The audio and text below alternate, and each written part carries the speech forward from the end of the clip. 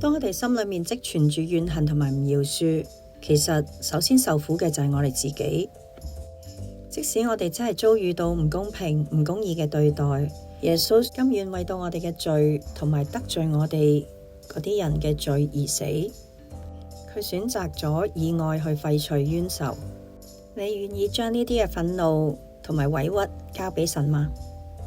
你願意將唔饒恕喺你心中完全除掉嗎？